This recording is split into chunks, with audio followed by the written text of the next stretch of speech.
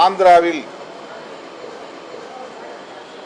India கூட்டணியில் குறிப்பாக காங்கிரஸ் மாநில தலைவரோடு பேச்சுவார்த்தை நடைபெற்றுக் கொண்டிருக்கிறது. அந்த கூட்டணியில் விடுதலை சிறுத்தைகள் கட்சிக்கு சட்டப்பேரவை தேர்தலிலும் நாடாளுமன்ற தேர்தலிலும் இடங்கள் ஒதுக்க வேண்டும் என்கிற பேச்சுவார்த்தையை நடத்துவதற்கான முயற்சிகள் நடைபெற்றுக் கொண்டிருக்கின்றன. ஒரே நேரத்தில் அங்கே சட்டப்பேரவைக்கான தேர்தலும் நாடாளுமன்றத்திற்கான தேர்தலும் நடைபெற உள்ள சூழலில் ஆந்திர பிரதேசத்தின் மாநில தலைவர் ஷர்மிளா அவர்களை ஏற்கனவே எமது மாநில பொறுப்பாளர்கள் சந்தித்திருக்கிறார்கள். அந்த மாநிலத்திற்கான பொறுப்பு வகிக்கும் தமிழ்நாட்டை சார்ந்த நாடாளுமன்ற உறுப்பினர் மாணிக் தாக்கூர் அவர்களையும் நேரிலே சந்தித்து முதற்கட்டமாக பேசியிருக்கிறார்கள். ஆகவே ஆந்திர பிரதேசத்தை பொறுத்தவரையில் காங்கிரஸோடு பேச்சுவார்த்தை நடத்தி கூட்டணியின் சார்பில் வேட்பாளர்களை நிறுத்துவது குறித்து முடிவெடுக்கிற நிலையில் உள்ளோம். அடுத்து கர்நாடகாவில் சந்திரசேகர் தலைமையில் 10 பேர் வந்திருக்கிறார்கள். அங்கே நடைபெறவுள்ள நாடாளுமன்ற பொதுத் தேர்தலில் விடுதலை சிறுத்தைகள் கட்சி 6 இடங்களில் போட்டியிடுவதென்று முடிவு செய்யப்பட்டிருக்கிறது.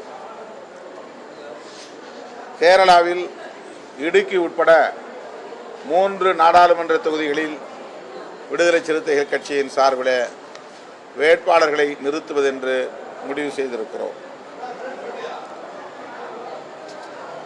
ஆந்திரா, கர்நாடகா, தெலுங்கானா, கேரளா ஆகிய மாநிலங்களிலும்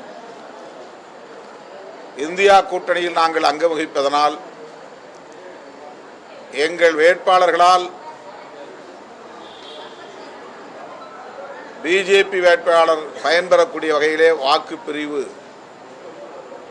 வாக்கு பிளவு நேர்ந்துவிடக்கூடாது என்பதிலே கவனமாக இருக்கிறோம். ஆந்திராவில் கூட்டணியில் பங்கேற்கிற வாய்ப்பு அமைந்தால் கூட்டணியில் எத்தனை தொகுதிகள் ஒதுக்கப்படுமோ அந்த தொகுதிகளில் மட்டும் போட்டியிடுவோம். அவ்வாறு கூட்டணியிலே இணைவதற்கான சூழல் அமையவில்லை என்றால் விடுதலை சிறுத்தைகள் கட்சியின் சார்பிலே வாய்ப்புள்ள இடங்களில் தனியே வேட்பாளர்கள் போட்டியிடுவார்கள். வருகிற 10ஆம் தேதிக்கு மேல் ஆந்திரா, கர்நாடகா, கேரளா, தெலுங்கானா ஆகிய 4 மாநிலங்களிலும் இவிஎம் மின்னணு வாக்குப்பதிவு எந்திரத்தோடு ஒப்புகை சீட்டு எந்திரங்களையும் இணைக்க வேண்டும்.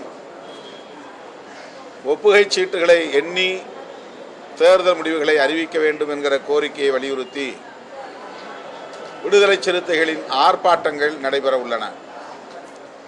ஆந்திராவிலே விஜயவாடாவிலும், தெலுங்கானாவிலே ஹைதராபாத்திலும், கர்நாடகாவிலே பெங்களூரிலும், கேரளாவிலே மூணாறிலும் இந்த ஆர்ப்பாட்டங்கள் ஒருங்கிணைக்கப்படும் என்பதை தெரிவித்துக் கொள்கிறேன்.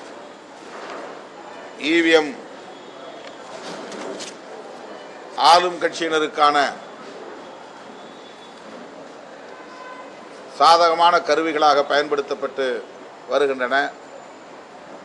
முழுமையாக அவர்களின் கட்டுப்பாட்டில் இருப்பதால் அதை பயன்படுத்துவதிலே ஜனநாயகத்திற்கு பாதுகாப்பற்ற நிலை இருப்பதாக கருதுகிறோம், நம்புகிறோம். பாராளுமன்ற ஜனநாயகத்தை பாதுகாப்பதற்கு